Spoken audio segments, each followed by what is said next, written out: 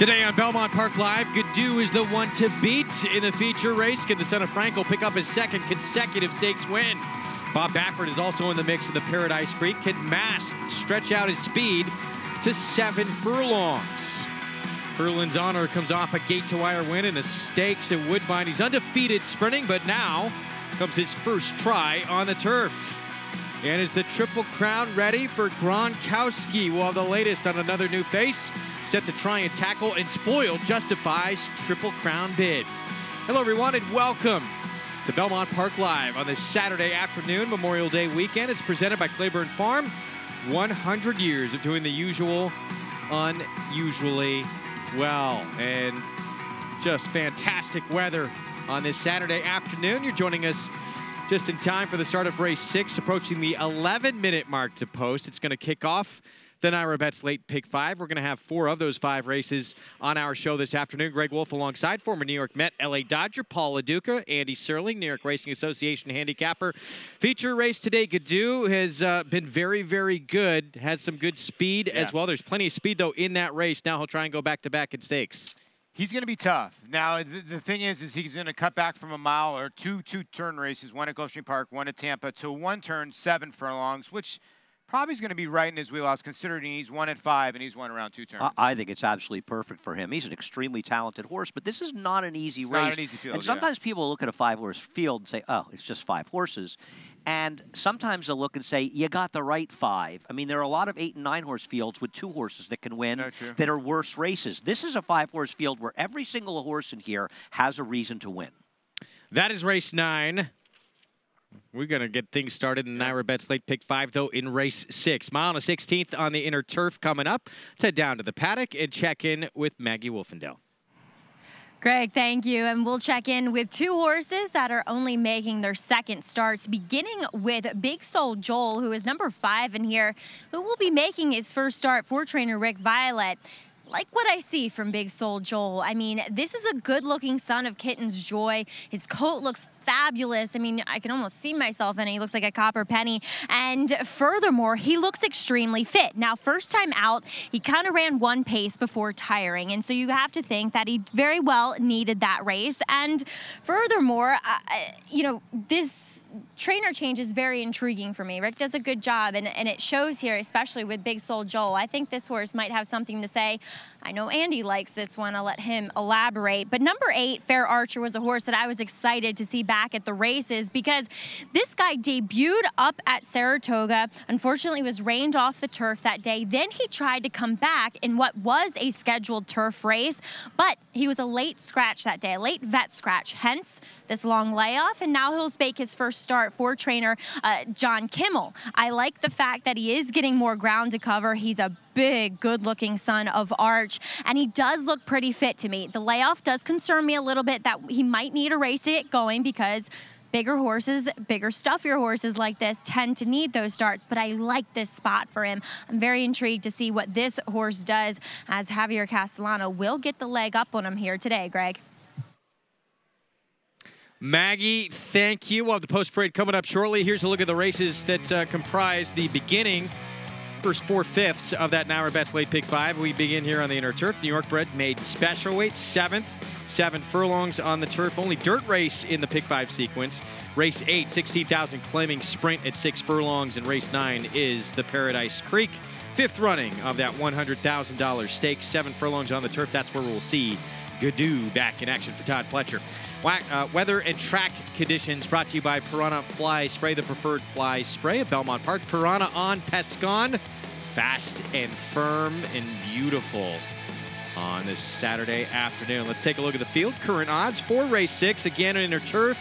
Mile and a 16th. New York bred maiden special weight. In a favorite right now, Paul, who's 5-2. 7-5 morning line.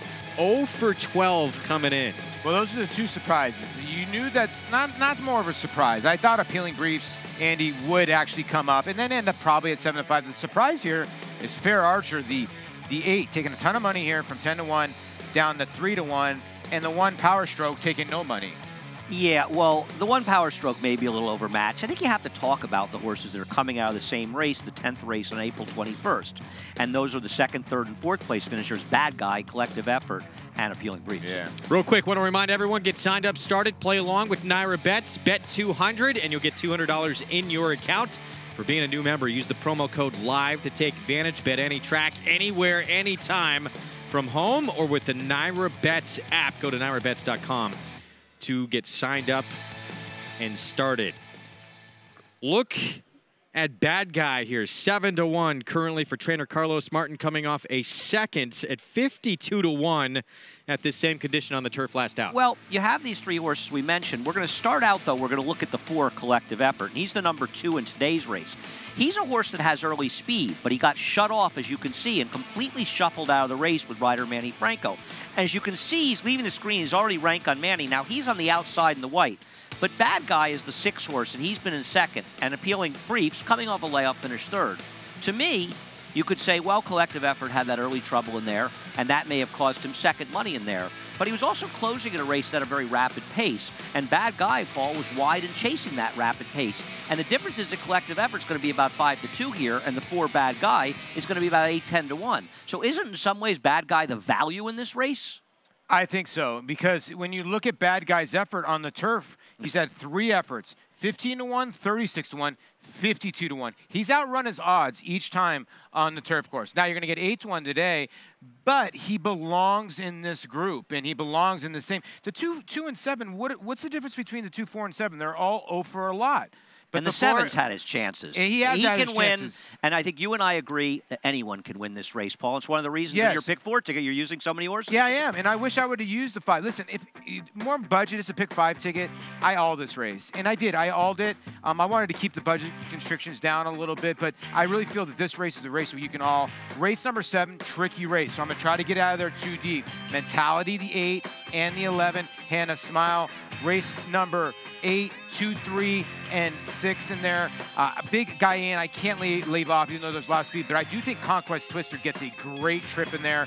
I am going to single your heavy favorite, Gadoo. I just think you got to go there. You got to single somewhere. And then 4, 7, and last. If you got an extra couple pennies, throw the 6 in. I thought those were the only 3 geldings and colts little 10 can win in there. Maybe the 10. Long shot to throw. 10 is a long shot because that horse did show speed first time out against maiden special weights. Paul left Big Soul. Paul didn't want to say it, but he left Big Soul Joel out of the 6th race because he knew he was my top pick. He was trying to be nice. The 8's taking a lot of money here. Yes. Fair Archer. I'll say something about the 8 Fair Archer as they're heading out the track. This horse has a big pedigree for turf. He's a very good horse named Brilliant that won almost $700,000 in the grass, and Arch the sire, an excellent turf sire. I don't like the dam is getting much older. There's been a 4-year gap since the last foal, and I just wonder if she's still going to reproduce the way she was many years ago. Each and every Saturday at Belmont's meeting, the Naira Bets late pick 5, $100,000 guarantee if you are the only winning ticket, a must play if you're with Naira Bets in that late pick 5. Here comes our post parade, and we kick things off with Power Stroke. It's going to break in the middle of this field for Phil Serpy. Faced easier as a 2-year-old last year, would have to improve, but it's supposed to improve as a new 3-year-old. Here's the 2. He's going to have the rail Collective Effort blinkers on. This horse been under 7-1 in all career 10 starts, 9 placings, no wins. We skip ahead to the 4 Bad Guy for Carlos Martin. They sort of have the same resume, the 2 and the 4, and you're getting a better price on the 4. 8-1 on the 4. Here's the 5 Big Soul Joel, second time out. Got bet against Opens, running against New York Breds for second start, and a good trainer switch to Rick Violet. Jimmy Jazz, first-time starter by English Channel for Tom Bush. Maybe a wild card horse here at 15-1. Got a turf pedigree. He didn't sell for much, $9,000 underneath the $25,000 price of English Channel.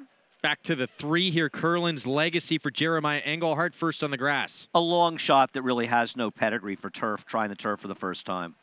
Jump ahead to the 8. Here's Fair Archer, and that pedigree for the turf, getting on it for the first time in start number 2. Yeah, like you said, switching barns from Gary Siaka to John Kimmel, and Castellano gets in the irons. And the favorite, Appealing Briefs, 0 for 12. It's the 13th time the charm. Has the best races of anybody in here, but his return wasn't promising, and he's had his chances.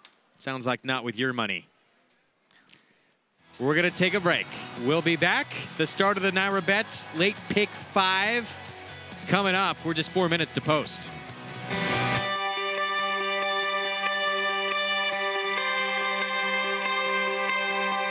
It's Run Happy in front. Limousine Liberal, Holy Boss can get him. Run Happy has won the Naira.com Kings Bishop by 4.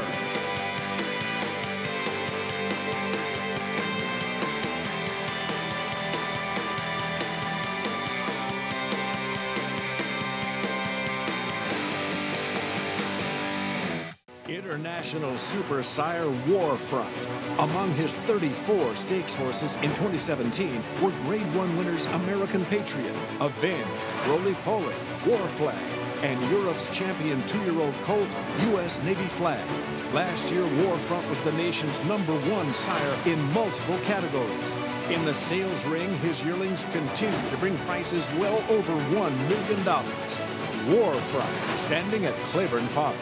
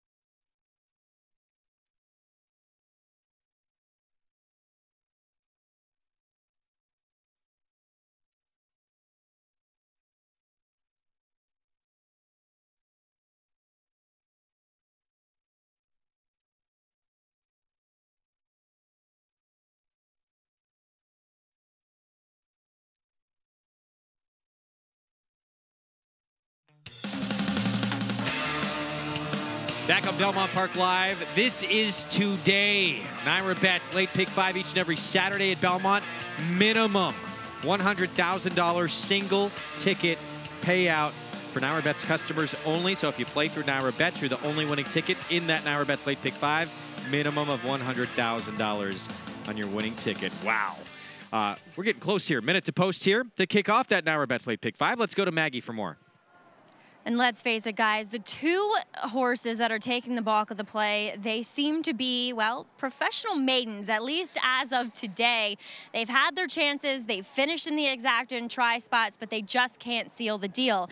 And namely talking about number 7, Appealing Briefs. And I have never been a fan of this horse, I'll be honest, because he just never's filled out. He always gets nervous, and that is an indication of how we see him run. He's always intimidated by other horses. He doesn't really want to run past anybody. He just doesn't want to be the dominant horse. And you can tell that in the way he acts and just the way he's put together. It's just his nature. As we'll take a look at number 2, a collective effort. I will say that at least he does get a equipment change with blinkers on, a short cup, and he's very sharp today. It looks as though Ray Handel has tried to put a little more speed back into this guy. We'll see what he does from the gate, from the inside post, but he was very much on his toes and bouncing pre-race in the paddock and out on the track, Greg. Maggie, thanks. It's got to be go, right, from the inside for Manny Franco. This horse has shown sprint speed, blinkers on today in the inside post. I think the blinkers on made the difference for me. That's why I selected the horse, because there's not much between the 4 and the 7 and the 2 for me in here. They've run a lot. So Ray Handel's going to try something new. The Mission Impossibles, we saw John Toscano talk to Maggie Wolfendale yesterday on how they've really taken to the turf. And you're getting an okay price. I mean, can't love 3-1, but in this field, it's okay, I guess. I think he's the horse to beat, Paul. Yeah. I have no problem with him. I just wasn't thrilled with him. I wasn't thrilled with the... I think the 4 is the value bad guy. I don't like Appealing Briefs. I don't trust Fair Archer. I picked the 5 Big Soul, Joel, because I knew he'd be a decent price. This is a horse that's a New York bred that faced opens down in Florida. The horse that won the race, a Chad Brown horse named Valiant Perception, is actually Variant Perception, is okay. That was a solid field. He was in contention for most of the race before he absolutely stopped. Now, he didn't run well, but he's bred to handle the grass. He gets an exceptional trainer switch to Rick Violet. He comes up here, and to me, he's kind of an all-or-nothing play at a price. Yeah. I don't love anybody here. If I'm going to bet a few dollars on a horse, I'm going to bet on this one at 10-1. The thing about this race is when you look at the 2, 4, and 7, combine 0 for 12 on the 7, the 4, 0 for 12, 0 for 10. So they're combined 0 for 34, yet they have the best numbers. So what gives? Well, I think the 2 is the likeliest winner. You know, he'll see what Power Stroke does, as you say, with showing speed. If Power Stroke wants to go, he'll try to sit second to him. If he doesn't, and he's clear, I'll tell you what, if the 2 is able to control on the front end, he's going to likely prove almost impossible to beat. What are your thoughts on Power Stroke? Are you not a fan? 9-1. I think the one good speed figure, the 70 buyer he ran, was really a product of circumstance. I don't think he's good enough, even if he improves. He's the remaining half of the entry and does have a couple of in-the-money finishes on the turf. Naira bets late pick 5 begins here. If the only winning ticket, minimum of $100,000 to you in your account. Good luck. Here we go. Let's set it upstairs to the voice of the Triple Crown for the call, Larry Colmus. Fair Archer is the last one to come forward here. Goes into the outside stall, just trying to get them all the way into the gate. They do so now, and they're all in line, ready for a start.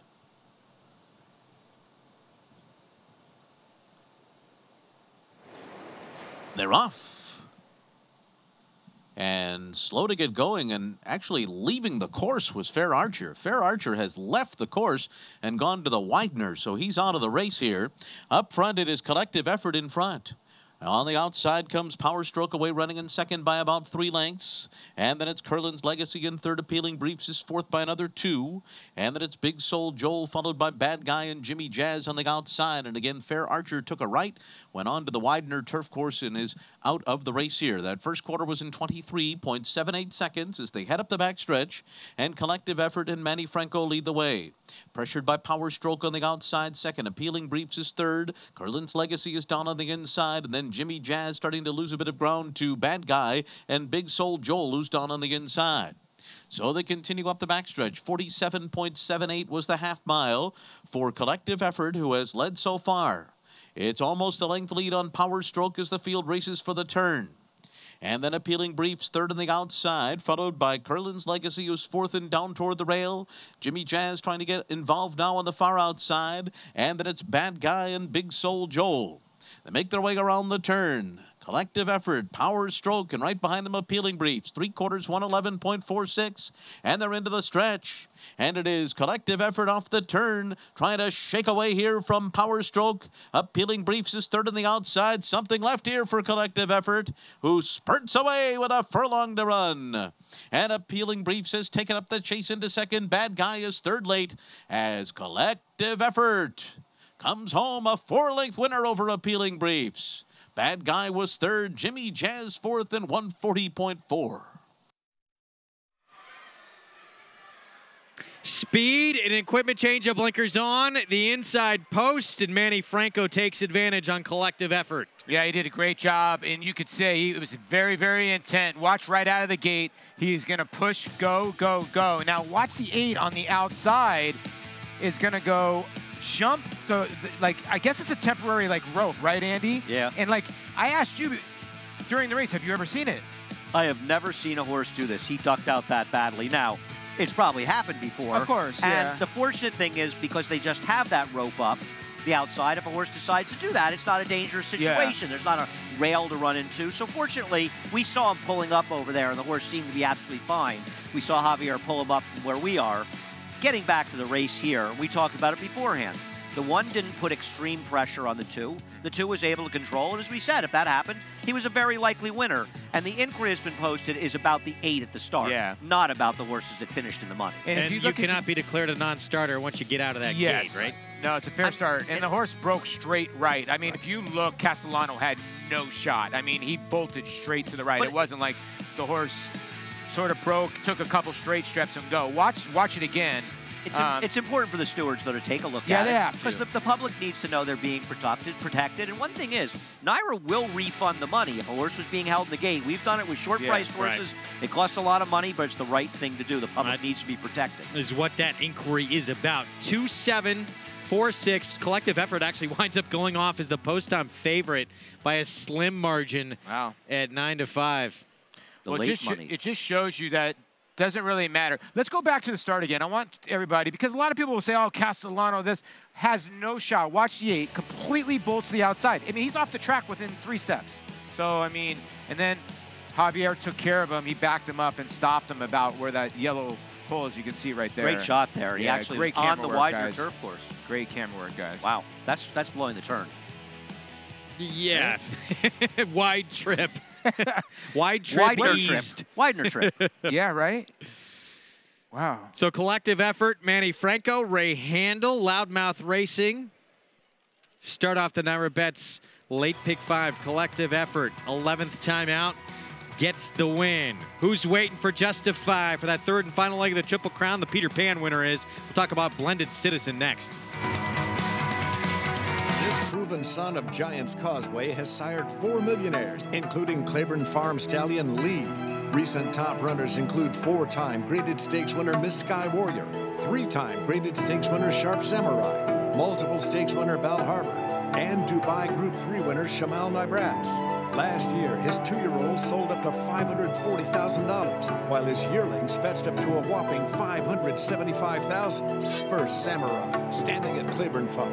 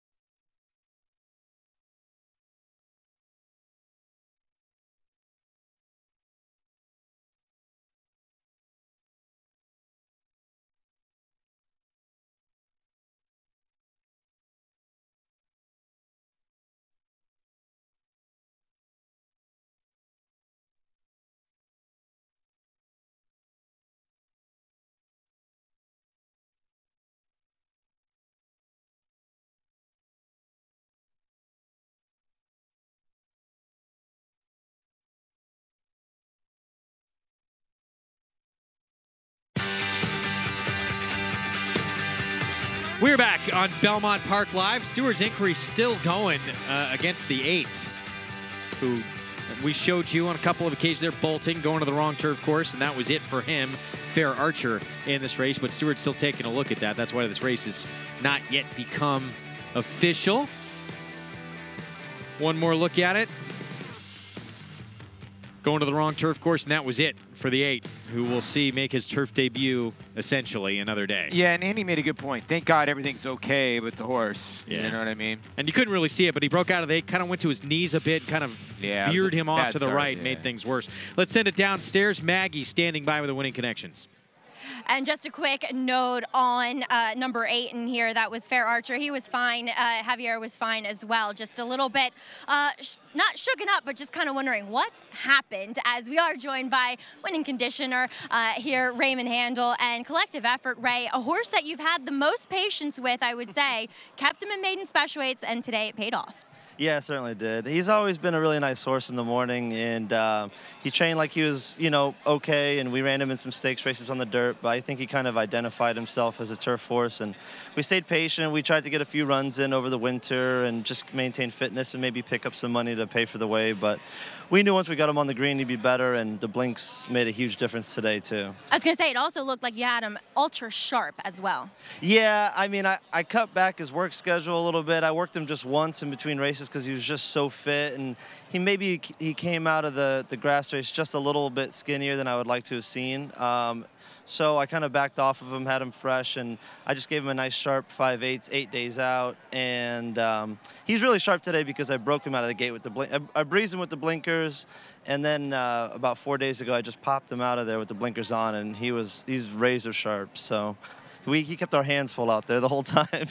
Well, and Manny Franco had a handful at the end too. So Ray, congrats here. Thank you so much. All right, Craig. Nice training job by Ray Handel, making all the right moves with collective effort.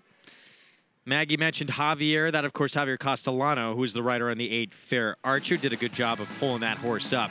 And the horse and rider both fine.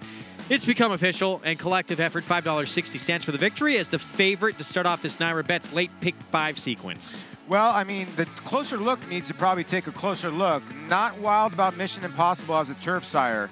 Well, he's won about 5 in the last 4 days or so. Let me say something else, not to criticize. Everybody has their own method of handicapping. True. But once a horse has established what it can do on a given surface, the pedigree doesn't mean anything. It doesn't mean there nothing. are some horses that are bred to run on turf that love the dirt. There are occasionally horses with no turf pedigree at all that are run well on the turf.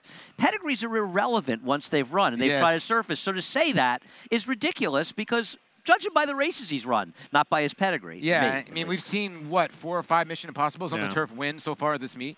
Yeah. Sometimes, though, you can't, from a pedigree, see that it takes horses a little bit of time to develop. But out of a things Freud, like that. out of a Freud mare, yeah, that's a good point. I mean, to say, you know, the horse hasn't done anything, but now he's a newly turned 3-year-old, and sometimes these horses, but to say I don't like them on the grass, and the horse already run well on the grass, the horse is telling the story, not the sire at that point. Yeah. Will there be another name added to the list of Triple Crown winners? Going to find out on June 9th with Justify when he makes his bid for the Triple Crown. In 1978, that was one of the favorites of a lot of people. Top 5 Belmonts, we want to hear from you at the NYRA, hashtag Top 5 Belmonts. What do you think? What was your favorite Belmont Stakes? Be part of the conversation. One of the all-time favorites of a lot of people who know this game very well, the 1978 battle between Affirmed and Aladar. They went head-to-head for the last half mile, and it took a photo finish. Here it is. It is still Affirmed as they come to the quarter pole. He's holding on to a head lead. Alidar is outside of him and challenging that lead. The two are heads apart, and Alidar's got a lead. Alidar put a head in front, right in the middle of the stretch. It's Alidar and Affirmed battling back along the inside. We'll test these two to the wire. Affirmed under a left-hand whip. Alidar on the outside driving. Affirmed and Alidar heads apart. Affirmed's got a nose in front as they come on to the wire. One of the greatest rivalries in the history of horse racing. They met one more time and the Travers Affirmed crossed the wire first. Get DQ'd in that race, though, but Aladar never finished in front of him in a race. That's one of the all-time greatest races between two of the all-time greatest horses to ever run. I was sitting a few sections, actually, from where we are right now watching that race. I had 3 tickets to go to the race, and I was going with my sister. And she said to me, can I invite a friend? I said, sure. They've now been married 38 years, and that, I guess, was their first date. That's cool. That's a cool story you always can go back to and remember that. But, wow, truly amazing the way they went. And, you know, I was only 6 years old, but to be able to watch this so many times, and my dad always made me watch this and made me watch Secretariat, the Great Secretariat, when I was so young, too, to realize he really felt, you know, the difference between the horses and wanted to show me the Triple Crown winners. And that was really cool for me when I was about 12 or 13. They were incredible horses. I was fortunate enough. I saw Affirmed win the Sanford, I think, in Saratoga. And then Affirmed and Alidar met. Alidar won the Sapling at Monmouth. Then they met in the Hopeful, and they ran 1-2. Affirmed beat him. Alidar sort of ambushed him to win the Champagne. But they met in the Futurity here. They met the Leoro Futurity. I saw Alidar lose to Believe It with my grandmother in the Remsen at Aqueduct, actually. And I was here for that race. And I was at Saratoga as well. But they were incredible horses. I remember Affirmed running down Sensitive Prince with 128 pounds in the Jim Dandy, 5 lengths behind him at the 8th pole. And Alidar won the Whitney against Olders by 7 horses. These were 2 of the greatest horses that ever lived. They really were. No Triple Crown ever was probably more hard fought than the one that Affirmed won with that battle, going neck and neck, and each and every leg together is incredible. Who's going to be waiting for Justify when he comes here on June the 9th? Time for What's Trending, and the Peter Pan winner. Wow.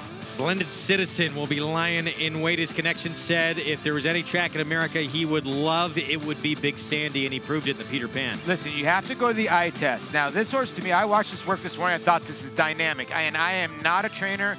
I'm not a guy that can tell you anything. But if you tell me that horse is working 47-2, does not look like he's working 47-2. He's in a straight canter. He is reaching out. His neck is forward. This horse likes this racetrack, and he could be a dangerous horse. But again, someone has to run with Justify. But the way that horse is doing right now, I would not leave him off my exotic tickets. Worked 4 furlongs, 47-2 this afternoon as we look at the Belmont Stakes contenders. Ravazzo, of course, coming back to face him. Free drop Billy. Passed on the Preakness. He will return. Who else is on that list? Gronkowski, now in the Chad Brown barn. Wanted to go in the Derby, did not work out. Now he's going to come in a fresh horse, and he worked 4 furlongs, 47-4 today at Belmont. It's a good work, right? I mean, he's on the inside, he's 48. It looks like the outside horse can take him at any time. They finish up somewhat on terms. It's Engage on the outside for Chad Brown. I mean, he's working, let's be clear. Engage is a good horse. Engage is a sprinter. He's Yeah. just got a 90-plus buyer winning a stake in his last race, and Gronkowski is actually outworking him.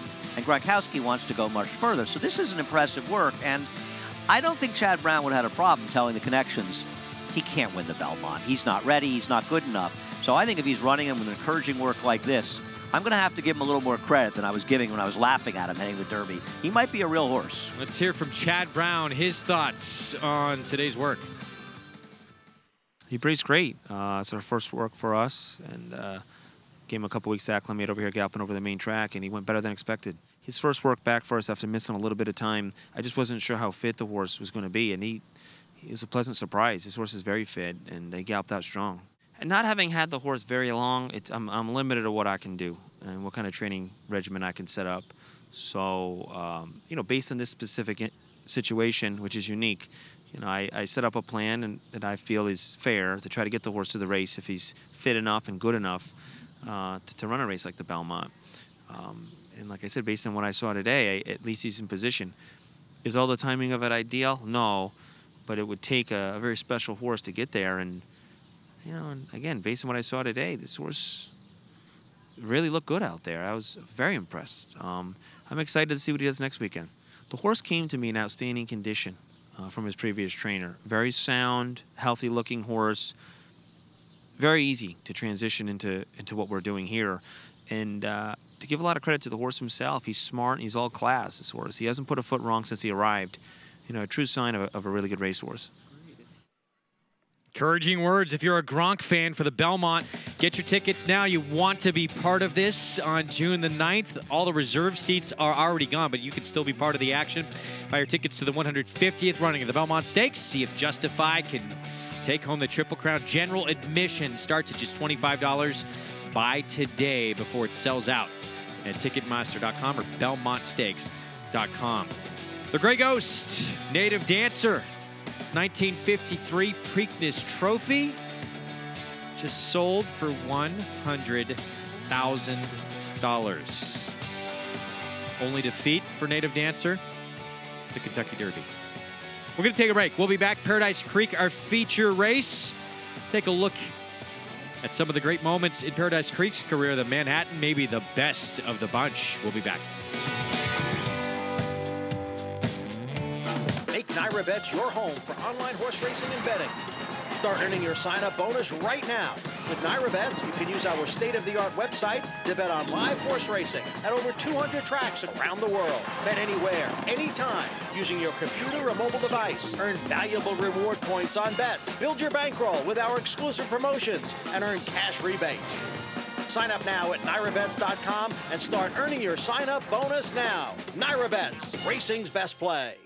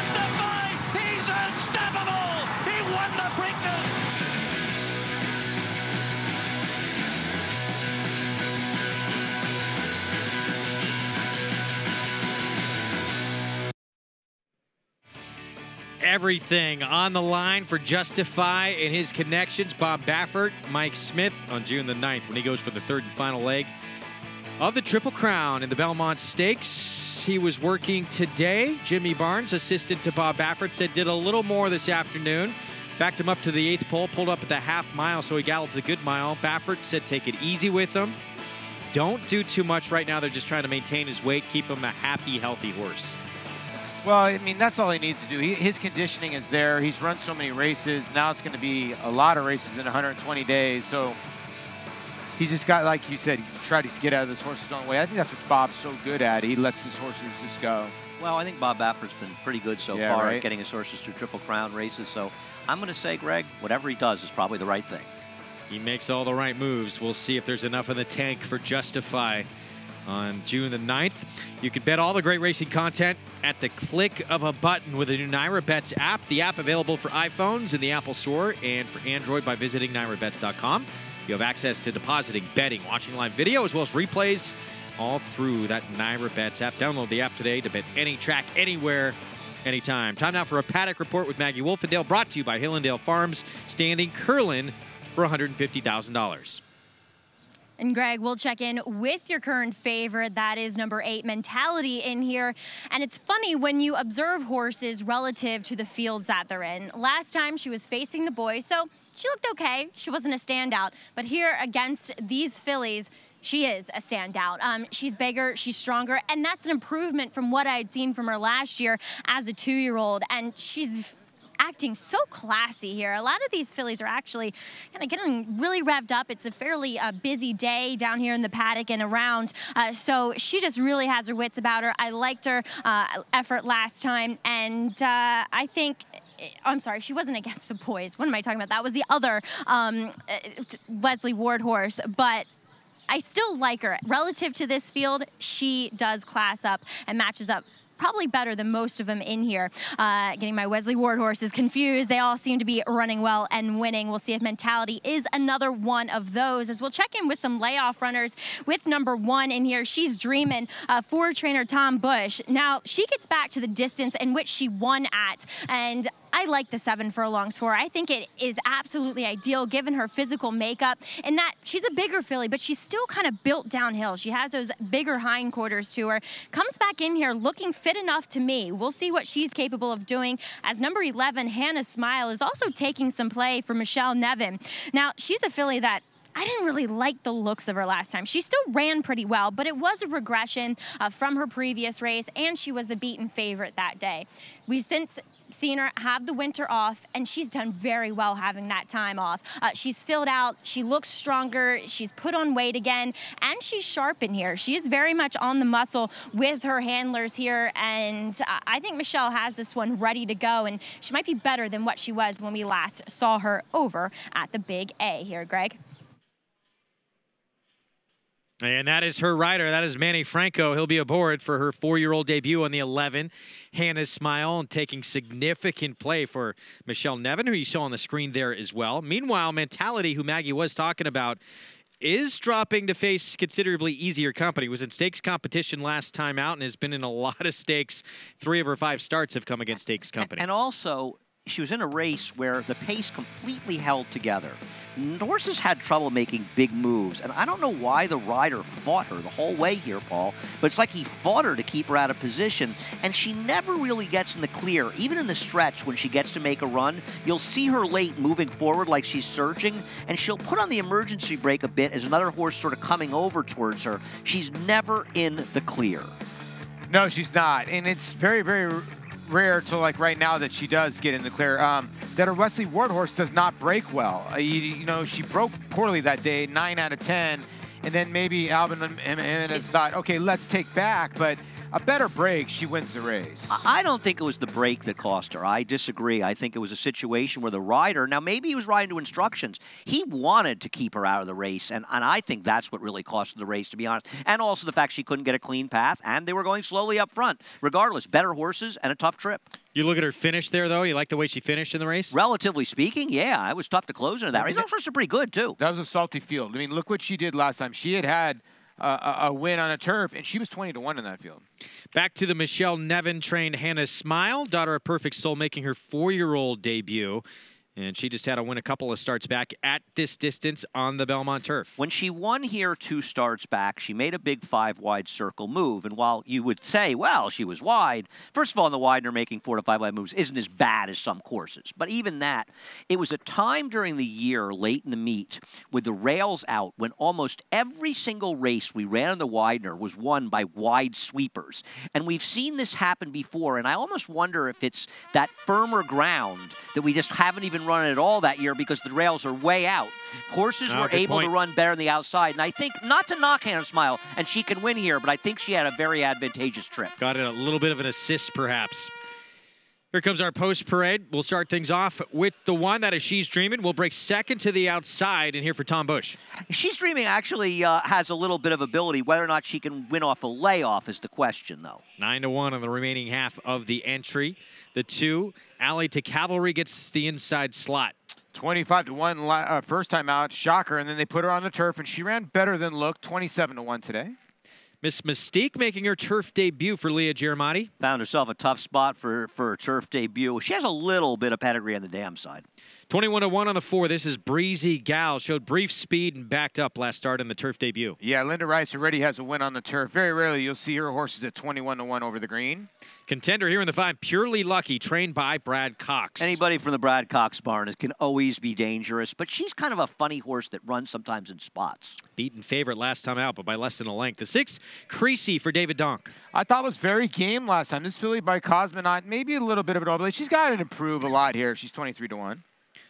Should see pace from the 7, Junior Alvarado aboard for David Donk. She is a dramatic overlay at 15-1. Ran extremely well last off the layoff. Setting the pace in a race won by a horse who was coming from last. And unquestionably the one to beat here is Mentality, dropping out of Stakes Company. Will she break better today, or will she, rate here? Luis Saez will be the first time in the irons this filly by Freud. Okay, it's John Velasquez aboard the 9. She's actually not bad, but she's a horse that doesn't seem to like to find the winner's circle. This is a tough spot. And the 11, here's Hannah Smile. Again, Manny Franco, Michelle Nevin. And we'll see how she runs in the layoff for Michelle Nevin, whose horses, especially on turf, often need one. And outside 17-1, here's Rachel's Blue Moon. Maybe a wild card horse. Listen, I understand this horse beat a weak field in Aqueduct in December, but circled that field that filly did first time over the turf. Then they tried dirt, back on turf, 17-1. Is not an awful price on the 12. Late pick 4, it begins here. Mentality for Wesley Ward, the one to beat, 8-5 on the board. This race coming up when we return. Switches back to the outside. Exaggerator down to the 16th pole, but Exaggerator has turned the tables. He has won the Preakness. He has won the Travers over American Flag. Irish War Cry has won the Wood Memorial. Alice. Good Magic's gonna win his first race, and he's gonna do it in the Breeders' Cup Juvenile.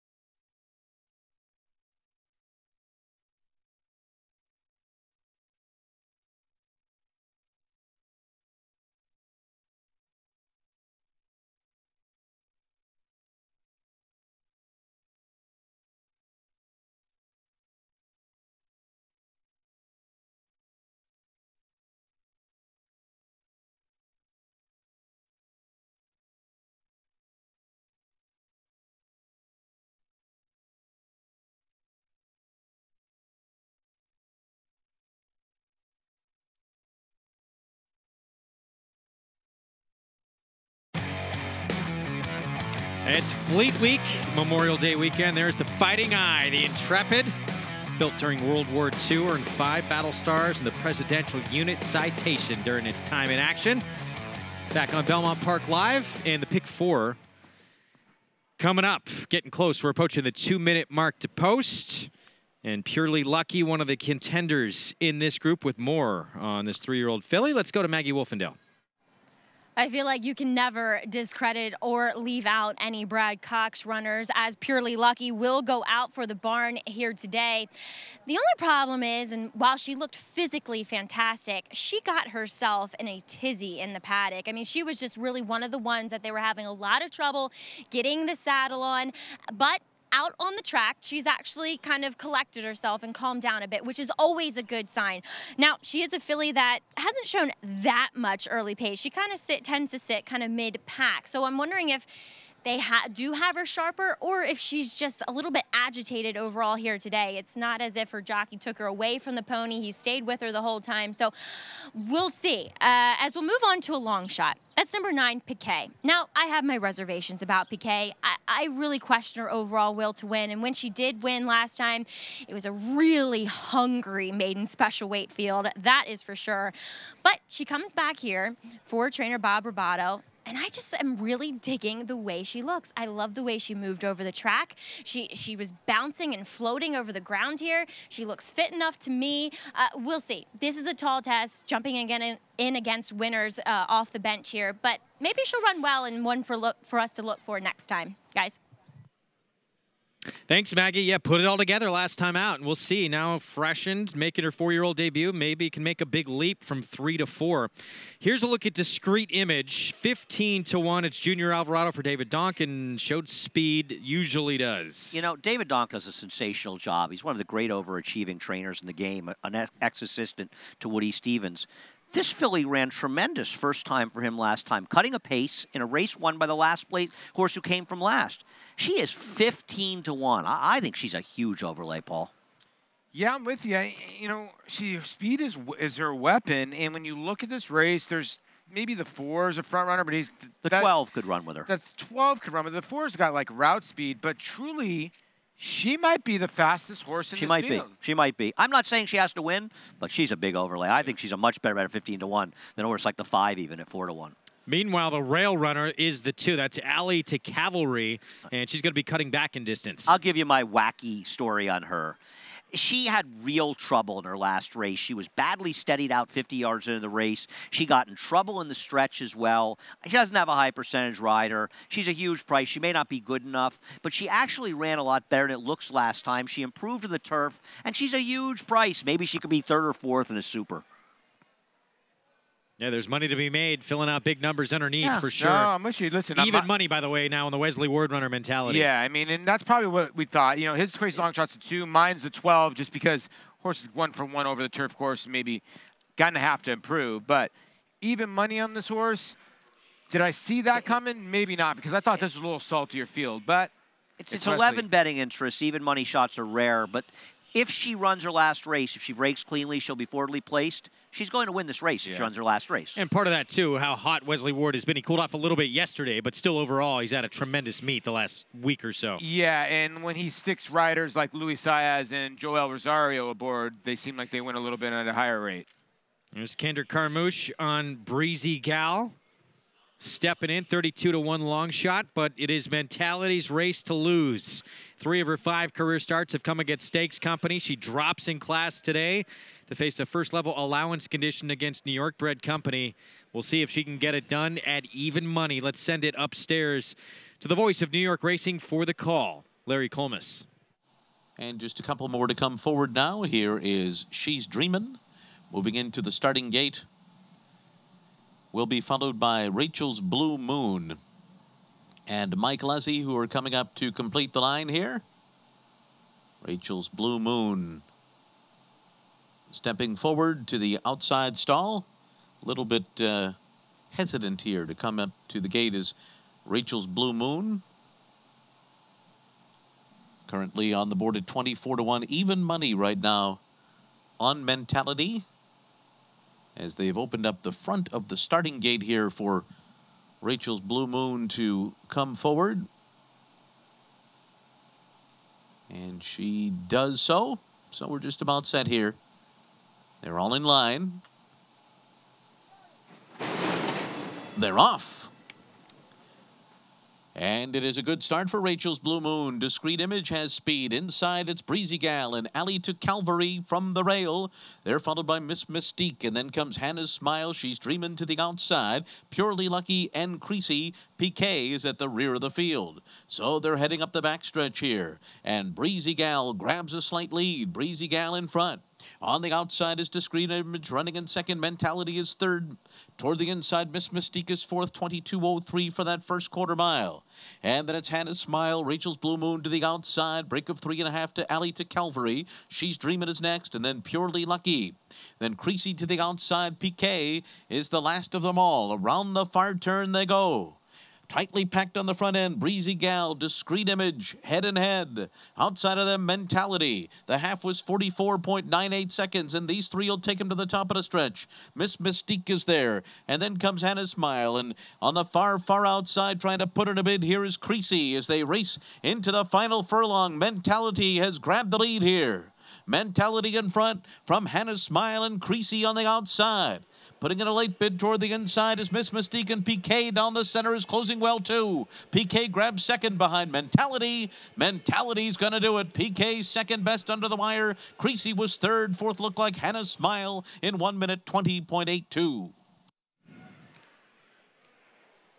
It's Mentality. Luis Saez puts this filly into a good spot early on in the race, and she was too much for this field. She's just better than these horses. Yeah. She stalked. The pace fell apart, actually. She ran, I think, better than it looks because the horses engaged in the pace with her, finished well back. She was a heavy favorite for a reason. A lot of credit to Maggie. Great call with the 9 PK, 24-1. And the thing is, that kind of call, the 8's a heavy favorite, and 8-9 exact is good. Great call by her and ran very well, PK. Yeah, and the 11 had a perfect trip when he was able to pull out. Nothing there. You're going to watch the 6 grind on. Creasy ran very good here on the wrong lead as Piquet is going to go over the top here. So you're going to get a couple prices underneath because Creasy was about 20-1, somewhere in there, 13-1. But I'll tell you something. I think the winner, I know she's a heavy favorite, but she ran a lot better than that 3/4 of her leg margin looks. This pace completely evaporated. Those are not monstrously fast fractions for a turf course that gets firm, but all the horses that were close to her ran absolutely nowhere, and she still held on. And I think this was a very good victory by a talented filly. Yeah, let's remember, Hannah Smile at one point in the race got pretty close to her, and she just kind of rebroke and found more. I think Hannah Smile ran like a horse, and Maggie mentioned this, that might need a race. 8, 9, 6, 24-1 underneath, and then 13-1 on Creasy. But yeah, Maggie helping you find that big price to create some value if you played the exacta with Mentality on top. We're going to take a break of the action prices when we come back. We'll talk some of that Belmont undercard, Manhattan, and one of the great ones who won this race before, Flincher. We'll be back with more in a minute. Make NyraBets your home for online horse racing and betting. Start earning your sign-up bonus right now. With NyraBets, you can use our state-of-the-art website to bet on live horse racing at over 200 tracks around the world. Bet anywhere, anytime, using your computer or mobile device. Earn valuable reward points on bets. Build your bankroll with our exclusive promotions and earn cash rebates. Sign up now at NyraBets.com and start earning your sign-up bonus now. NyraBets, racing's best play.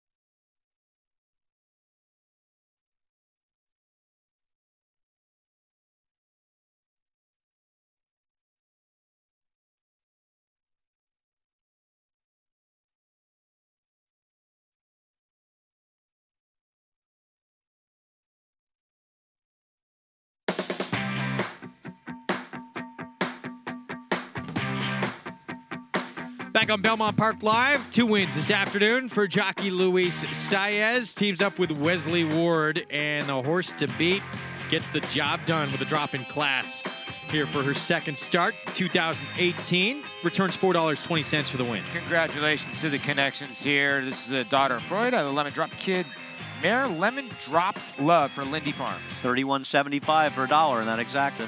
That's how you create value underneath. Maggie found that one for us. Well done. Let's head downstairs for more. All right, we're here. All right, we're here with Luis Saez. He's filling me in on the Belmont, but before that, we're going to check in with Mentality. Louis, the first time you've ridden her, she was just much the best today, considering she attended a pace that kind of fell apart. Yeah, you know, it was pretty fast. She was in perfect spot. I thought we were going to be in front, but when we break from that gate, they have a pretty fast speed, so I just stayed there, and when we came to the stretch, she take off. And she feels like a pretty nice filly. I mean, obviously, she's running stakes before. Oh, yeah, she do everything pretty good, you know. And Louis, looking forward to 2 Saturdays from now. You might have Bravazzo, or it sounds like you have your options.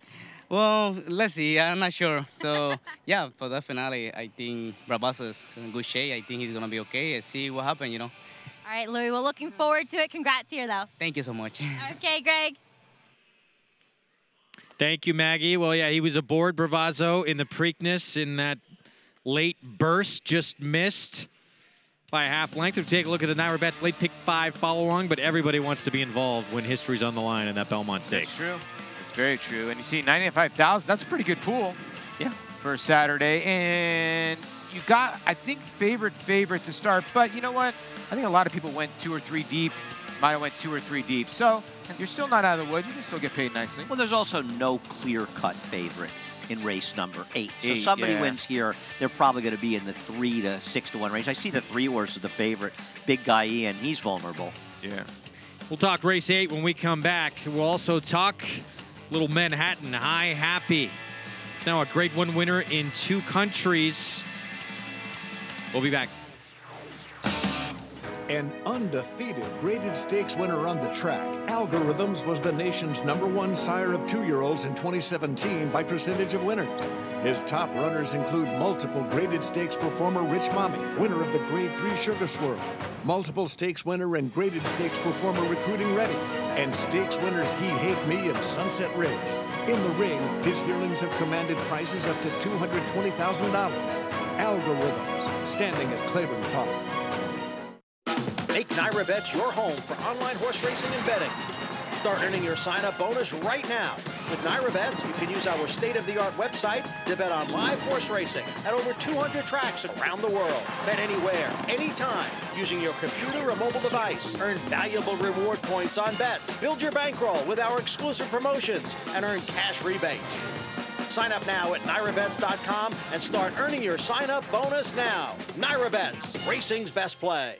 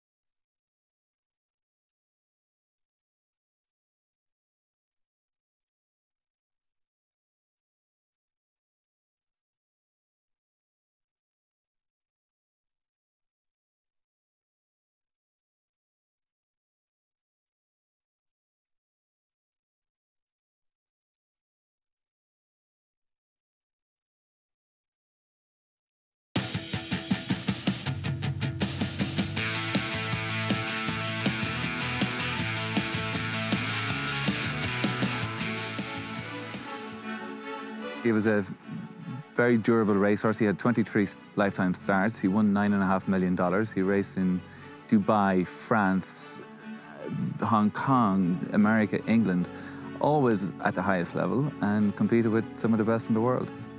And he's got a pedigree by Dan Silly out of Sadler's Wells mare that is second to none. And such a super horse to watch, and such a super horse to be around. And I just love him. You know, he was so durable. He ran till he was 6 years old, won, I think, 5 Grade 1 races. And I'm sure Chad Brown would tell you that he had a better turn of foot than any turf horse that I've seen over the last many years.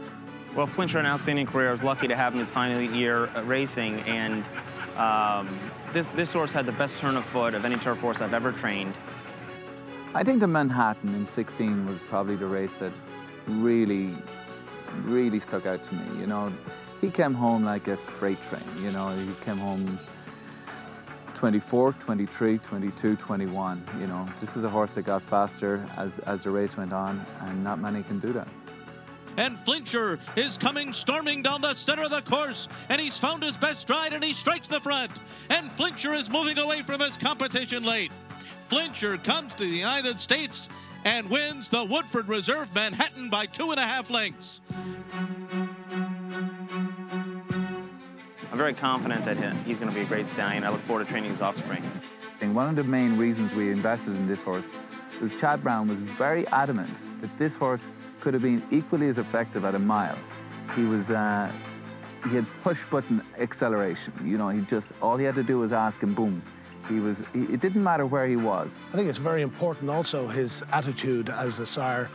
He's really taken to his new job as a stallion, and he's just such a pro, and his foals look like they are getting that attitude and spirit that Flincher had, and we are very, very excited about the future.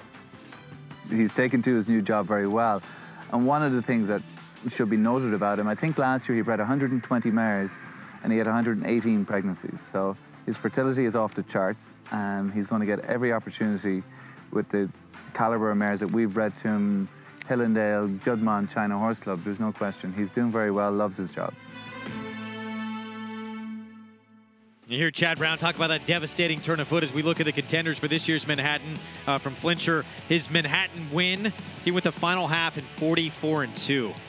Called it just a freakish effort. He was amazing. I can remember being with Chad Brown when he got Flincher, and he was just so excited to get a horse of that kind of quality. Yeah, amazing horse. This year's group for the Manhattan Mile and a Quarter on the turf, part of that outstanding day on Belmont Day. And in the Man of War, High Happy, now a Grade 1 winner in the U.S. and in Argentina. He's now won back-to-back starts for Todd Pletcher. He was lazy, actually, in this race. You could see they had to get busy on him. When he started going to the right-handed whip, High Happy took off. At the top of the lane, it didn't look like he was going to win this race.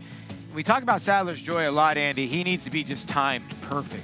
Well, I mean, listen, the pace wasn't that fast, wasn't great and that it day, helped High Happy because he can put himself close to the pace. But frankly, that's going to help him in general because often the paces aren't that quick, and that'll help him against a horse like Beach Patrol because he hasn't had to run against a horse like Beach Patrol because he has speed. Luis Saez, by the way, aboard for that victory. Just won the last race here. We got a chance to talk to him. Maggie did. He was on board for that win on High Happy. Speaking of Beach Patrol, I mean, you just got to admire this horse. He brings it every single time. He's a tremendous horse. And what happened here is, you know, I think, is that they were almost concerned that they were going to move too soon because the horse in front, the Copper horse, Shining Copper, I think wasn't going to last. And they kind of waited a little bit, and by the time they got going, Yoshida, who's a very good horse, got the jump and was outside of them. And I think the farther outside you were in that course, the better off you were. I still think Beach Patrol was the best in here. I get it. Yoshida won the race, and people who picked Yoshida, I'm taking nothing away, but... Can't take the money away. Yeah, you can't take the money away, but it is so hard to chase a rabbit. And when you're also a front runner, Beach Patrol is a horse that can track horses. He also can be a front runner. His coming out party was here. He's going to be very tough here. Very tough. Yeah, I will say that this is the one race. When he ran this race last year, he did not run well. He ran super in the turf race at Churchill last year. Did not run well in our Manhattan. Went to the United Nations and ran huge. And then he won the UN and on our Joe Hirsch Turf Classic. So he's got to rebound from his poor performance this race last year. I don't know why, because he's run great on this course in past. And he's going to have to deal with a new stablemate as well for Chad Brown. Robert Bruce, undefeated 7 for 7. As we take a look at the Fort Marcy, this was the U.S. debut. Multiple Group 1 winner in Chile, and no problem here in the U.S. first time out. While he got a good trip in here, he has the ability to run inside of horses. He's going to want more distance. 1 1/8 was short for him. His race is over in Chile. They were close to a lot of 1.5 mile races, and maybe if he gets to spread a little more, he'll have a chance. We don't know how good he is. He's going to have to step up to win, but maybe he will. Yeah, I'm with you. You can see he sort of has that grinding style, and maybe that will help him going longer, but I'm with Andy. He's going to have to step it up big time. Let's get back to our Now Bets late pick 5 of the pick 4. It's race 8 up next, our only dirt race in the sequence. $16,000 claiming group, 6 furlongs. The 3 big guy Ian, currently the favorite on the board, just missed against 20 claiming last time out. With more from down in the paddock, time for our paddock report, brought to you by Hillendale Farms, standing Curlin for $150,000. Let's go to Maggie Wolfendale. And Greg, want to check in with 2 turn back horses, and one of them going second time out for a trainer that we've already seen win here on the show, and that is number 6, and Get Off My Back with Ray Handel. And I like the turn back from the mile for this guy here, as he just is built more like a sprinting type. You know, he's got those bigger hindquarters. He's a little shorter coupled, and Ray jokingly said to me after he won the 6th race, yeah, Get Off My Back, he's a little punk. And I see what he means. He kind of tests you. He kind of like half reared up. He's kind of shaking his head. But that just shows me that a horse is feeling good, that he's got good energy. So therefore, I also like that with this turn back in distance. Wow, we have some good feeling horses here. As number 1, Abounding Legacy is kicking up his heels as well. But number 8, Nominal Dollars, he's a little more on the subdued side, I'd say, relative to the aforementioned 2 I was talking about. But Nominal Dollars, yes, he has run some good races at a mile. There's no doubt about that. But I thought that Rudy turning him back here, Rudy can put a little more speed into a horse. And I'm not talking that he's going to be up on the front end, but I'm just saying he might be effective turning back in distance here for Rudy, because he's a smaller type, so it's not as if he's up against it as far as his stride length or getting into gear. So I like what I see from him. He's carrying good weight, which is always a good thing with this horse. It usually means he's doing well. So we'll see, as horses are just about tacked and ready here, Greg. All right, Maggie, thank you. Our post-parade coming up shortly here. I want to remind everyone about all the great racing from Belmont and over 200 other tracks with Naira Bets. Sign up for a free Naira Bets account today with the promo code LIVE. Earn a $200 new member bonus. Visit NairaBets.com for all the details to get that $200 new member bonus. There is Rudy Rodriguez runner, big guy Ian, one of his runners in this group. He's got quickness, but the 5 has quickness as well. They can't run with he can't run with big guy Ian. But he has to go Breeze, somehow, right? Or is he sit?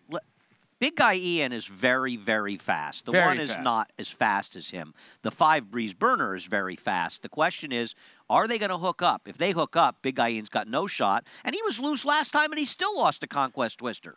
Yeah, that was 2 back. Now, Conquest Twister has run since. He ran on a muddy racetrack 15 days later, and he didn't run well. So, but I don't mind drawing a line through that. And you're right. Watch. I mean, Conquest Twister is going to grind him away, and is going to beat him right on the wire with Dylan Davis. That's why I picked Conquest Twister, because I thought Big Guy Ian's going to get more pressure than he did the last time they faced, and you're getting 6-1 compared to 5-2. We're looking right now at the 7-horse Ciro.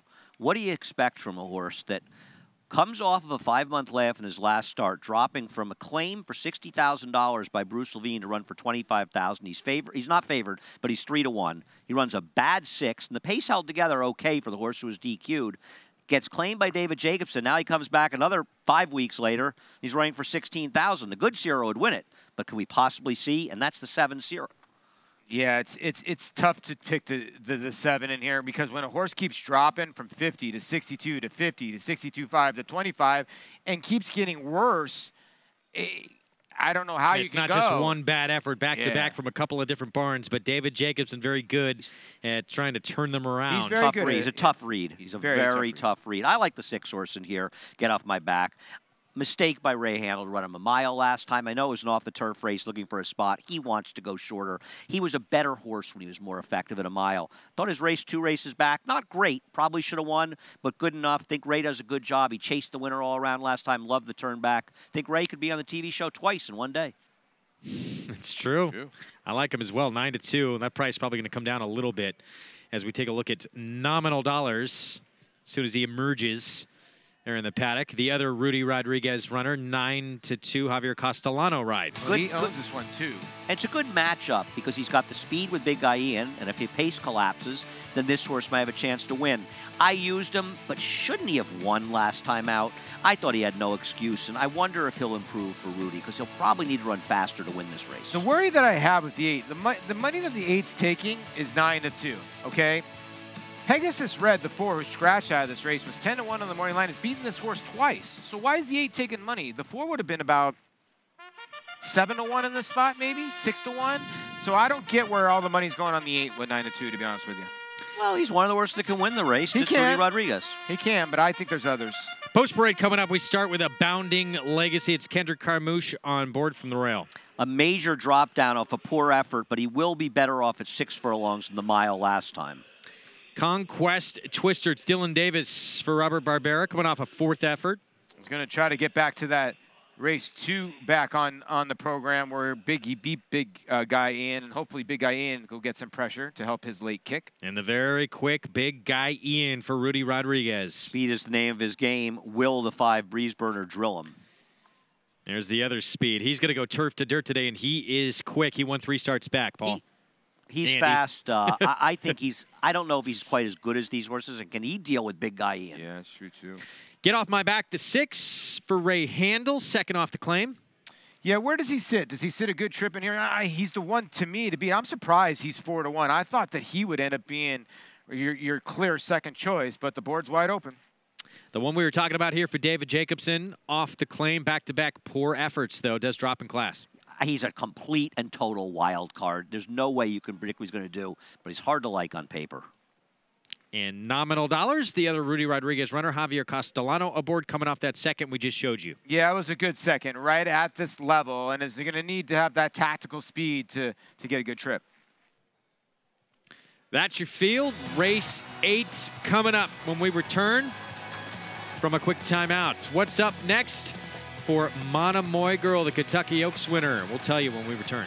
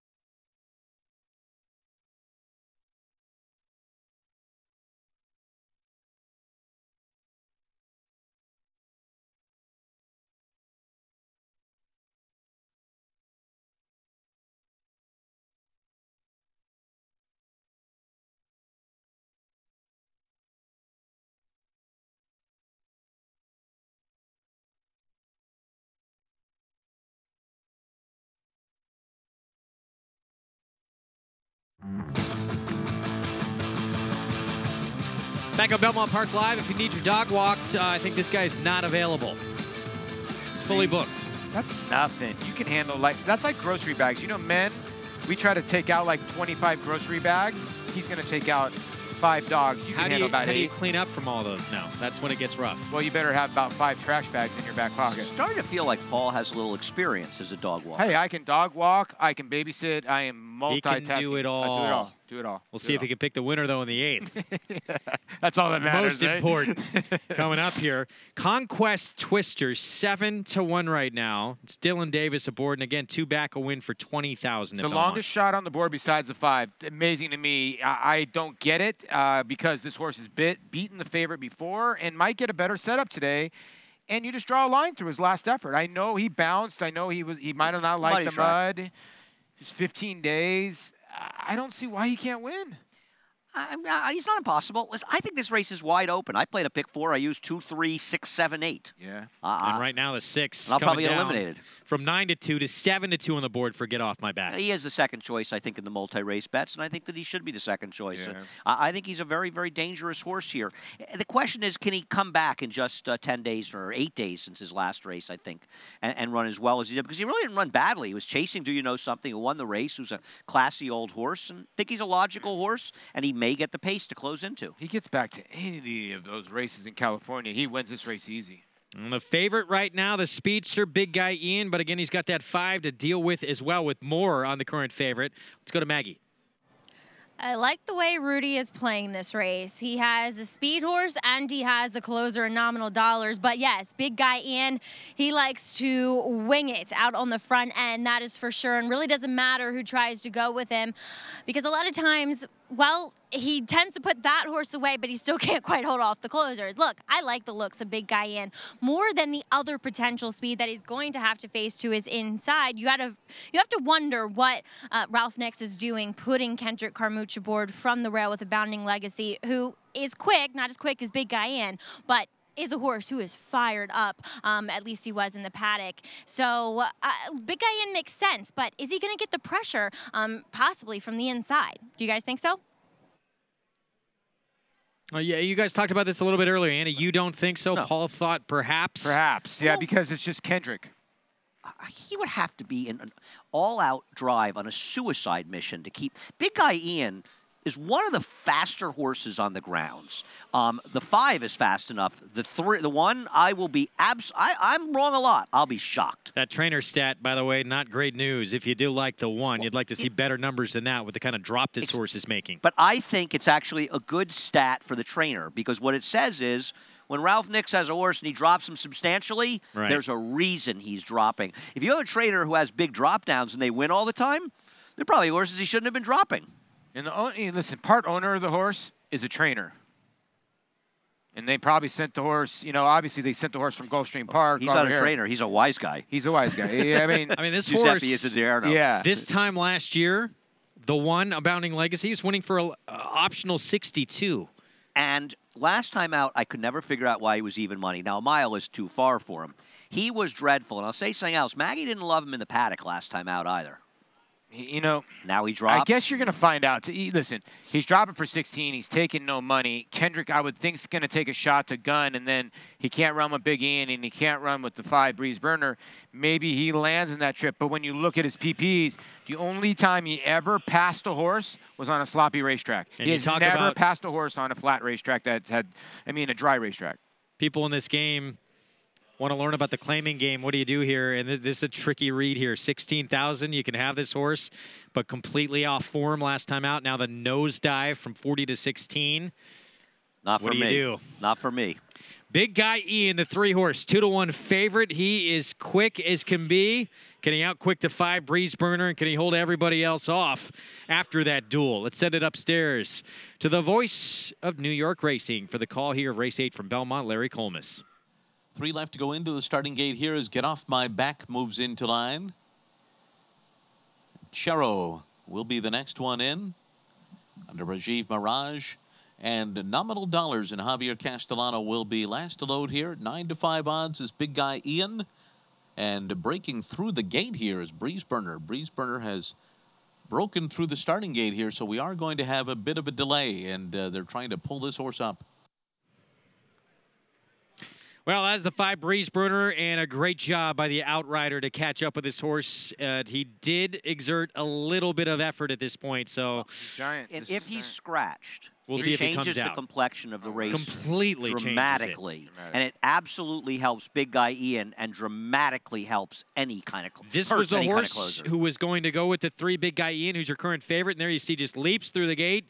Junior Alvarado trying to do everything he can to keep him from going any further, but the outrider had to pull up with the assist, and he did a great job to catch this horse because, again, this horse is quick. Yes, unsung heroes are the guys, the outriders here. He did a tremendous job. I think this horse is going to go back in the gate. Again, the utmost important part of this is the state vet's going to take a look, make sure Breeze Burner, the son of Wilburn, is okay to run first.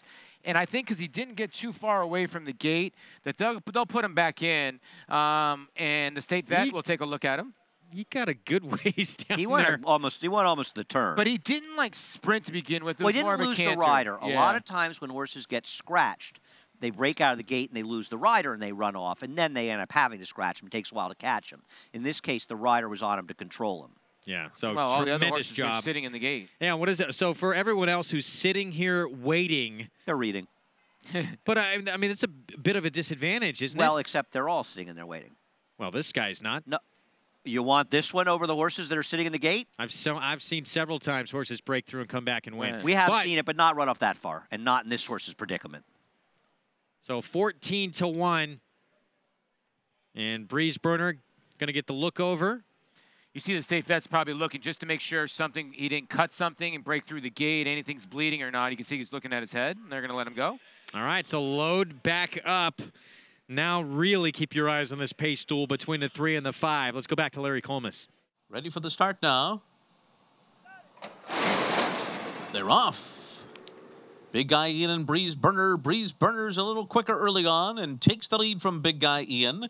And then it's Get Off My Back away running in 3rd. Charo is 4th on the outside. Abounding Legacy is 5th, racing at the rail, 4 lengths clear of Conquest Twister. And Nominal Dollars is last of them all, racing for the turn. Big Guy Ian's now in front. Big Guy Ian a neck on top of Breeze Burner as they race past a 22:04 opening quarter mile. And here's Get Off My Back to join them on the outside. So these 3 are right together. And in behind them is Charo running along in 4th. And then comes Abounding Legacy as Breeze Burner drops back on the turn. At the rear of the field, Nominal Dollars and Conquest Twister. They're making their way to the quarter pole. Big Guy Ian trying to shake away here on a 2-length lead from Get Off My Back. 44.79.5, and Big Guy Ian has opened up to lead by 4 lengths under a hand ride with a furlong to run. And now up into second is Charo, and then Abounding Legacy and late speed from Nominal Dollars, who's closing down the center of the track. But Big Guy Ian's built a 5-length lead here. And Big Guy Ian and David Cohen are going to win for fun. Nominal Dollars was second best under the wire. Then Abounding Legacy, Charo 4th in 108.9. 108-4. Big Guy Ian wins in a canter. David Cohen did not have to do much on this horse late. Didn't matter whether the 5 was in the race or not, and the 5 obviously ended up being eased, but he is crossing the wire and fine. Big Guy Ian, this was a joke. It really was an absolute joke. It was. He left it.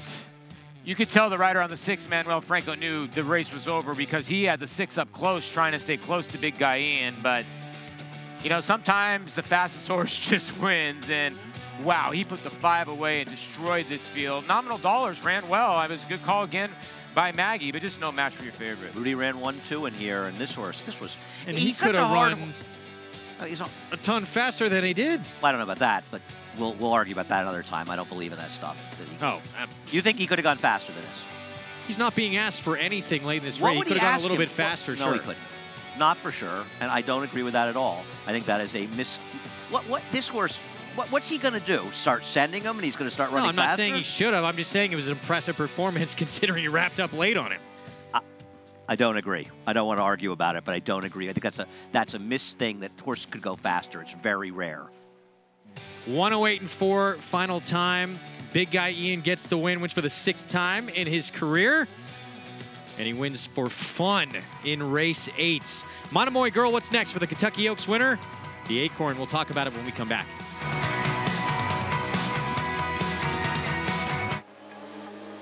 Grade 1 winner Data Link by world-renowned sire Warfront. Data Link scored in the prestigious Grade 1 Makers 46 mile at Keeneland, then set a new course record in the Grade 2 Monmouth Stakes. His runners include stakes winner Star Doza, along with a growing list of talented young runners.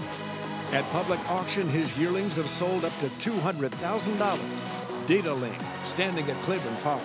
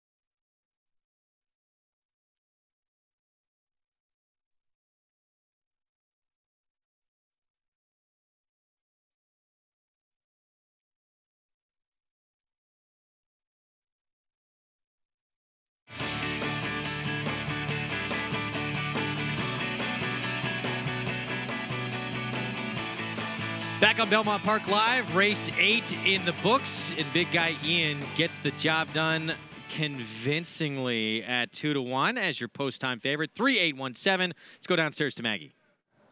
Here with Rudy Rodriguez, and I always get a laugh at some point with Rudy. But Rudy, you run 1-2 with Big Guy Ian and Nominal Dollars. You had the best of both worlds coming into this race with speed and a closer.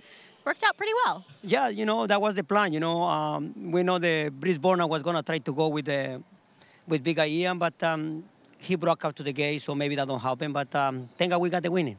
I was going to say, it really doesn't matter with Big Guy Ian because a lot of times he'll duel and duel and duel with whoever's next to him, and sometimes it's just the closers who get the best of him, but he is so game when out in the front end. Oh, yeah, you know, when they leave him alone for a few minutes, he's... Look at the time, 1:08. Gear down. I could run him in the True North. Exactly. We did see the claim tag on him today, so we'll be having dinner in somebody else's barn. But Nominal Dollars, you own as well, so that's always good. It's all good. It's all good. We keep the condition. I love how Rudy is always thinking. Rudy, congrats here with your 1-2 finish. Thank you, Maggie. Thank you. Okay, Greg. Happy trainer right there. He should be with that lights-out performance. $6.10 as Big Guy Ian wins for owner Ben Modello. 7-year-old now with 6 career wins. You know, it's pretty crazy that that's his first win ever at Belmont. He's got almost $250,000 in the bank, somewhere in that area, but a 7-year-old son of Birdstone out of an eyed mare. He started out for trainer Todd Fletcher, actually. It's tough to read Rudy's horses sometimes, and this horse has been very inconsistent. I have no idea where that effort came Again, David Cohen winning races. Yeah, he is. Chalk City to this point in the Naira Bets late pick 5 that had almost $100,000 in the pool. Big Guy Ian, 3rd consecutive favorite to win in the sequence with the Paradise Creek coming up, and we're going to see a short price on Gadoo, so that trend could continue, but we'll get to that race coming up in a moment. First things first, we're going to talk 3-year-old fillies that are be lining up on Belmont Stakes Day in the Acorn. Let's start off with Maggie Wolfendale. And got the opportunity to catch up with Ralph Nix and his assistant, Heather Smullen. As you guys were talking about the Acorn, it looks it might be the next stop for our Breeders' Cup Juvenile Fillies winner, Caledonia Road, who did return to the races here several weeks ago with a win, albeit against older fillies.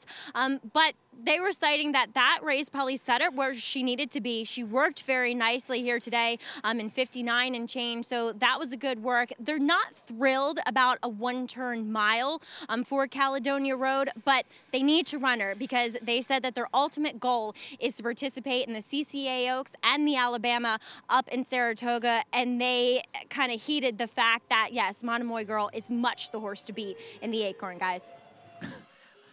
Well, Kentucky Oaks performance from her was just sensational. What do you think of the race? I think Monomoy Girl's a terrific horse, very hard to beat. And, you know, I'm just laughing a little about when Maggie said, I think Ralph Nick's a terrific trainer and Caledonia Road's a good runner. She did finish second at a one-turn mile in our Frizette, and she did win a one-turn mile at Belmont in her last start. This is her winning the Oaks from the 14 hole. And, you know, I tried to beat her that day just because of her post position, but you gotta love her grit. The Wonder Godot came up to her and was by her right here, and she showed her class. And she's gonna be able to go a little bit slower maybe in the Acorn. I don't know, it depends. Really? Well, that's the question. That's gonna be the question. She's not going slower from a time perspective because they're going a one-turn mile. That's true, they're not gonna go as quick slowly here. This was a fairly... You think she might have to rate? Well, she's come from last. She has I mean, she did win from at Fairgrounds last coming from last, so no, she can. But I do think that one potential problem is there's a big speed. Yeah. She'll be trying to win her 4th consecutive race in the Acorn, shown in part by Michael Dubb. And here's his reaction after that Kentucky Oaks win. My greatest win on the racetrack is still the daycare center at Belmont because that's changed hundreds of lives. But that's just me. Michael Dubb has a lot to be proud of, both in horse racing and in real estate, but it was bringing those two worlds together where no trip to the winner's circle or no new project could compare.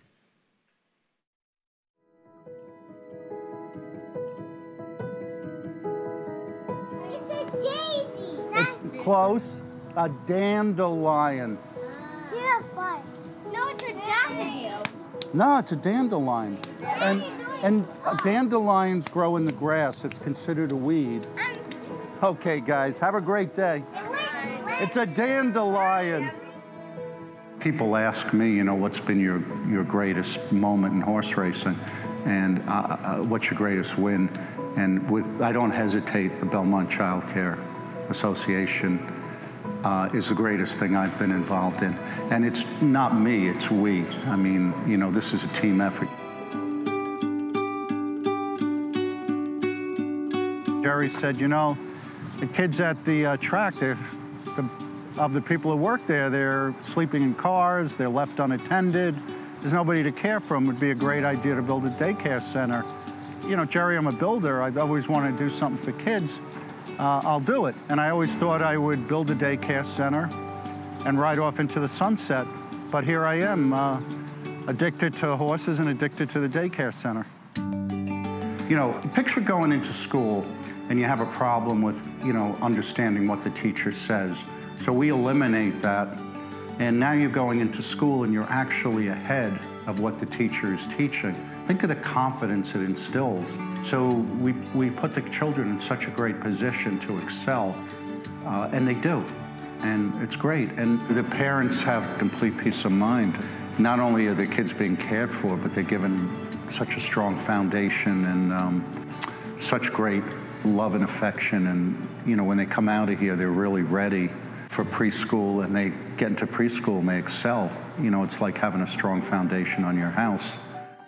And they don't necessarily go away at pre-K. They come back for after-school programs. They come back and do volunteer work. They come back and help out. So the pleasure of watching these children, you know, grow up and be successful and be good people is just, you know, enormous, because we know that it all begins with the foundation, and that's what we do. It's the greatest gift. I mean, if you said to me, win the Kentucky Derby or this, I would choose this. So that's how I feel about it. Now, I'd like to do both, but that's a different story. Well, you can tell how much it means to Michael Dubb, and so important to give these unsung heroes of the racetrack a place for their families and the children. Yeah, listen, you just don't realize what goes on the backside, and that's who prepares the horses, who bathes the horses, do a lot of the dirty work that you don't get to see on the form, and we get to relay to you. And it's something that Mike's very, very proud of. And to be able to give back to the people who are basically the backbone of this sport. 100%. People work on the backstretch and be able to do something for their children especially. It's a wonderful thing, and it's a great thing in general for everyone involved. Well, we're going to take a break in the action. We're going to be back on the Widener turf course when we come back. Paradise Creek, our feature race, is next. Make NYRA Bets your home for online horse racing and betting. Start earning your sign-up bonus right now. With NYRA Bets, you can use our state-of-the-art website to bet on live horse racing at over 200 tracks around the world. Bet anywhere, anytime, using your computer or mobile device. Earn valuable reward points on bets. Build your bankroll with our exclusive promotions and earn cash rebates. Sign up now at NYRABets.com and start earning your sign-up bonus now. NYRA Bets, racing's best play. Bayern turning for home in front. Coast of New York on the outside. California Chrome is third. Shared Belief laboring back there in fifth. 1 furlong to run. Bayern, Coast of New York. California Chrome on the outside. The three of them come to the wire. Bayern, Coast of New York. California Chrome. Here's the finish. Bayern holds on.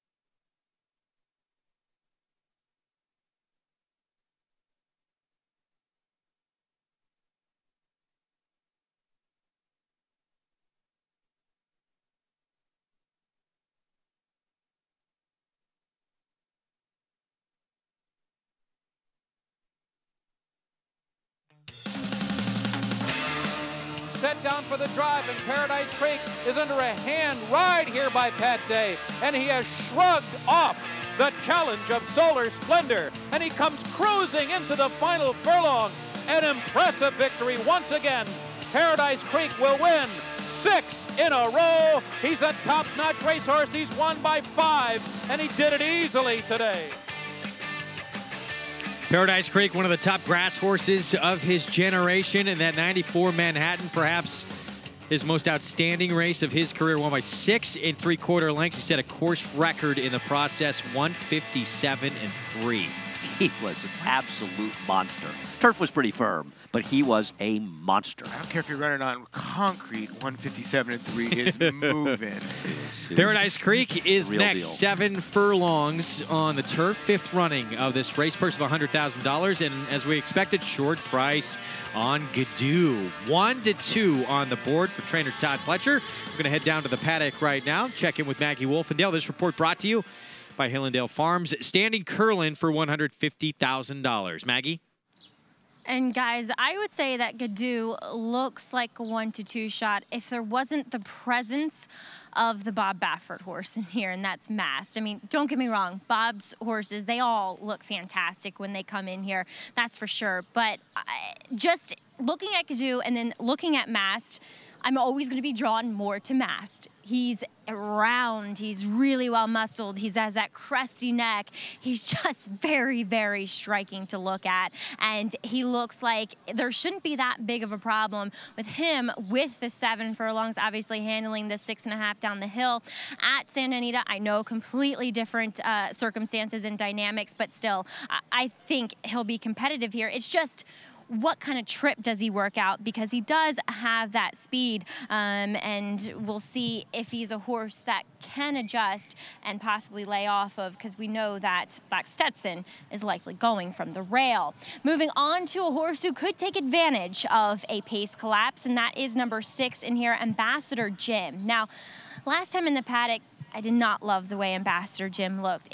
He was nervous. He never really filled out from 2 to 3. And I asked Christoph, I said, Christoph, do you think it's possible he needed a race? And he said, you do know what you're looking at. And no, look at him. He looks very, very fit, and just kind of alluded to the fact that he tends to live on his nerves a little bit. So I know that Christoph has him sharp and fresh here, and I think the 7 furlongs is probably better for him to get there. So we'll see. I think personally he does look a little bit stronger out of that effort, definitely behind the saddle. So we'll see. He might get the right setup here today. All right, Maggie, thank you. Post parade here coming up in a few moments. We approach the 7-minute mark to post here for our feature race as you take a look at Gadoo. And this race being used as a setup for this horse. They want to get him to Royal Ascot June the 22nd for the Commonwealth Cup. Yeah, and this is his last race at Tampa, where he wins nicely. You see the him just go away. Now, it's tough to tell. What are the Tampa numbers? Well, it's a fast time. What's important to note is that he was on top of a very fast pace, and the other horses that were in the pace got absolutely drilled in here. Yeah. So it's not like the pace held together, and he drew off for the victory. This is a very talented horse. And yes, you know, he lost his speed, Franco, but he beat Untamed Domain. There was a long shot yesterday that had Untamed Domain in his line, and he was right there at the wire. Tearing it up, I believe. Well, Untamed Domain was second in the Breeders' Cup Juvenile Turf. Yeah. Now, he's been a bit of a disappointment, but this is a very, very talented horse. And he's also benefits from drawing outside the other speeds. $200 sign-up bonus if you get started with Naira Bets. You can play along with all the races we show you and all the other racetracks across the country. Bet any track, anytime, anywhere. NairaBets.com. Use the promo code LIVE to take advantage of that $200 new member sign-up bonus. Post parade coming up for the Paradise Creek and Gadoo. We expected to see a short price. It is certainly his race to lose, and the timing of that Royal Ascot race is why they have not started again since that Tampa race. Thought this race was the perfect spacing. Makes perfect sense. This is not an easy field. Don't think because it's only 5 that it's not a strong field. It's a strong field. Here's a look at Black Stetson on the inside post. Kendrick Carmouche aboard the Speedster. Yeah, this son of More Than Ready got on the turf for the first time and won at 18-1. Is going to have to do a little bit more today at 11-1. Curlin's Honor is the 3. Mark Cassie and Javier Castellano team up. Big win, first time on Synth last time. Tries turf for the first time as a half to 4 turf winners. 3 for 4 in his career. Mask, Bob Baffert sends his son a data link out. Not many times you see Bob Baffert with turf horses, but they paid a lot for this data link, $150,000. He only stands for 5. Part of that Claiborne roster. Yep. Here is the 5, the heavy favorite, Gadoo, with John Velasquez aboard.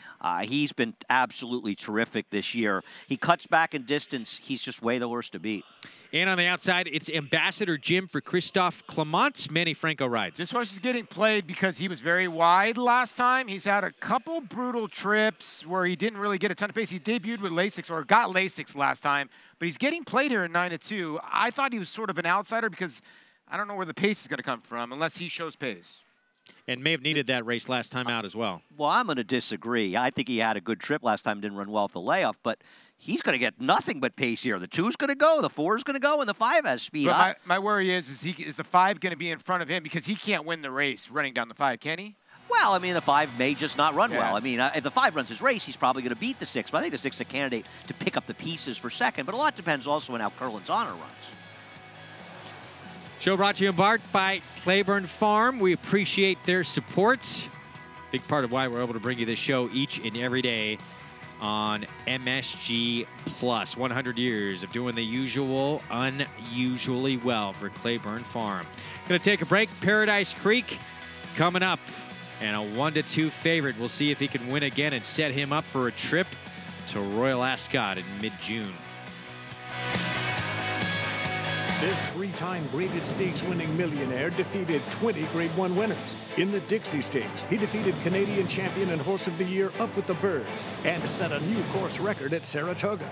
Runner-up in the Grade 1 Manhattan and Shadwell Turf Mile, Ironicus ran 7 triple-digit buyers, including this score in the Fort Marcy Stakes. Half to 4 graded stakes winners, Ironicus has the speed, class, and bloodlines to become the next great sire by Distorted Humor. Ironicus at Claiborne Farm.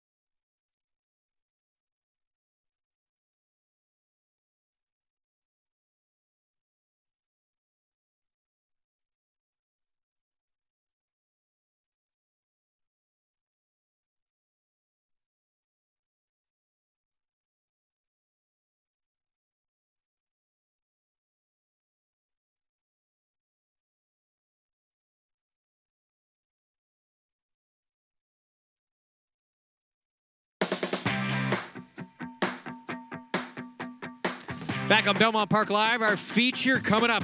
5th running of the Paradise Creek. 7 furlongs on the turf. We have a 1-2 favorite, Guido, but this horse right here, pretty talented in his own right, but he has never been on turf before. With more, let's go to Maggie Wolfendale.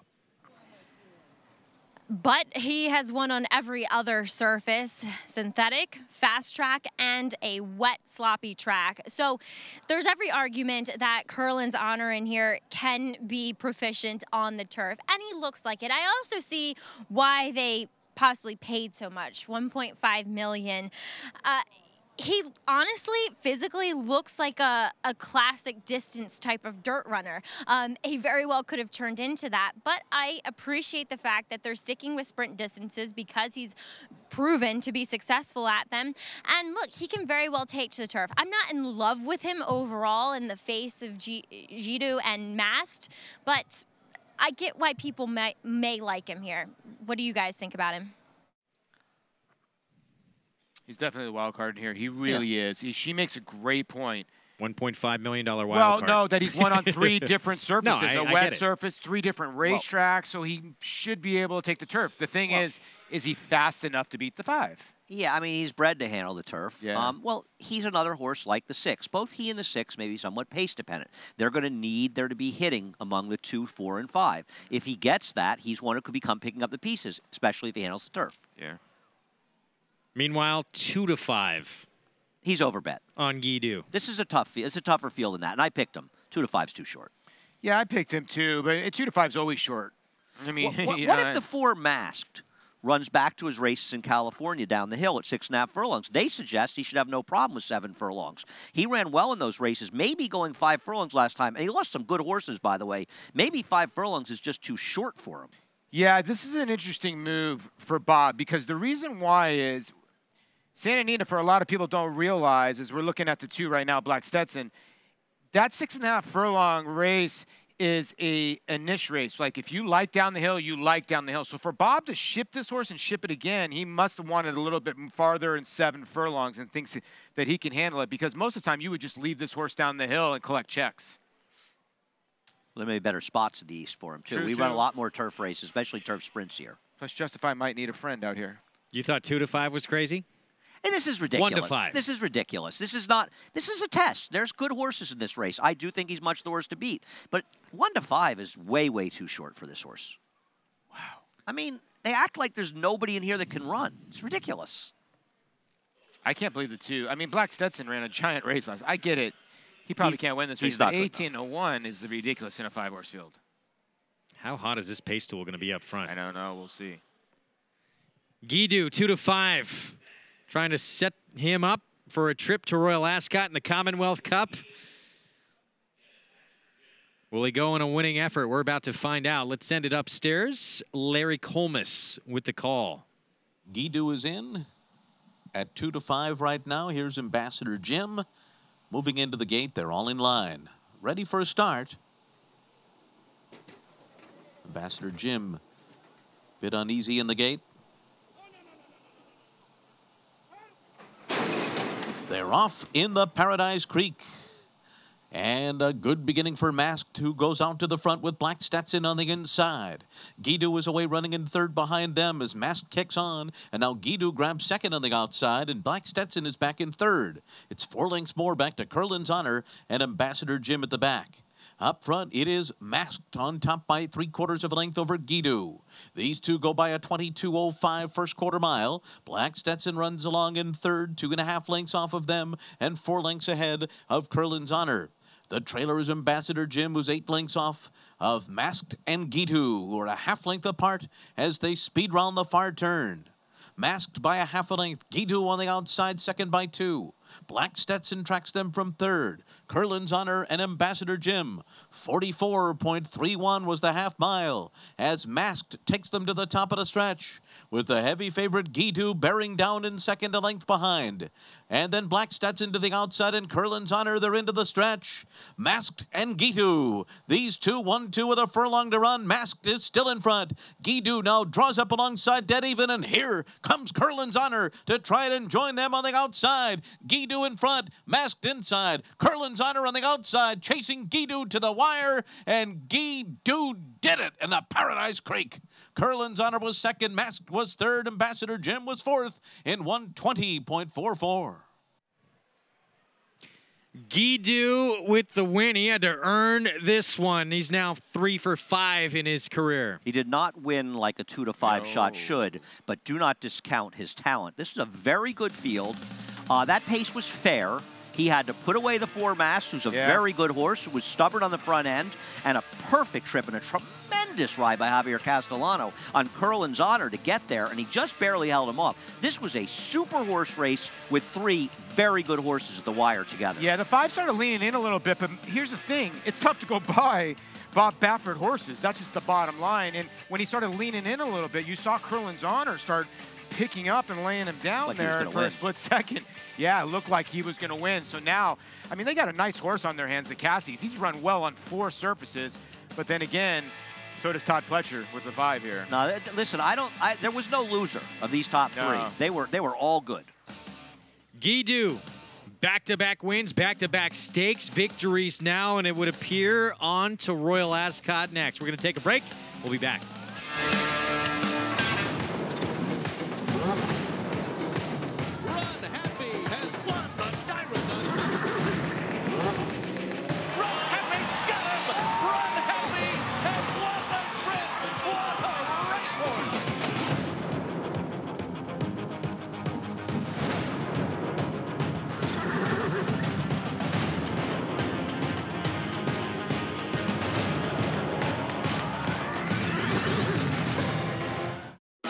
NyraBet's your home for online horse racing and betting.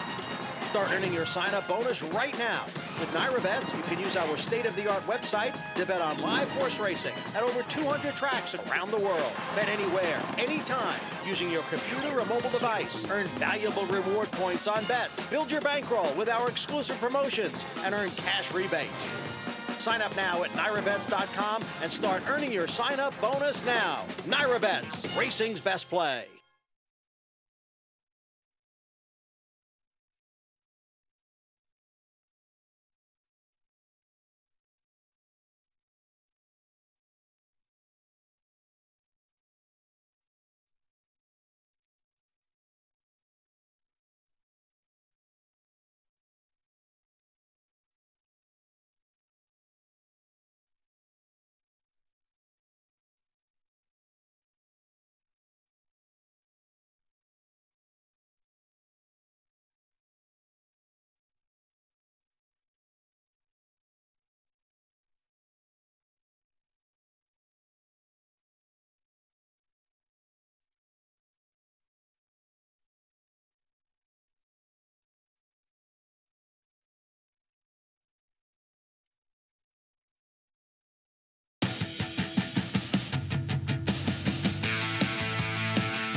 Back on Belmont Park Live, feature in the books. In the Paradise Creek, it goes to Guido.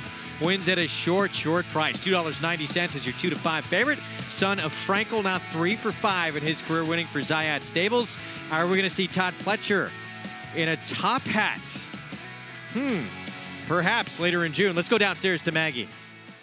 Thanks, Greg. And here with Johnny Velasquez. And Johnny, you've been aboard Guido in most of his races. And I heard you say to Todd on the way back that he was a little more keen today than he had been. Yeah, I'm obviously talking to him after the race. It's like he hasn't run in a while, so he was pretty keen today. And I didn't do very much with him in the post barrier because I know he can be pretty strong. He was strong. In the backstretch, I had to fight with him for a little while, all the way to the 3/8 pole, to finally put my hands down. And he seemed to relax, but that much was already done. We were going pretty fast, but he still put a good fight on the lane. Now, I know you've been there before and you've been successful, but Ascot, are you going again? And do you think Guido's going? Well, the plans are so far that he's going to go. It just depends how it comes out of the race, and we go from there.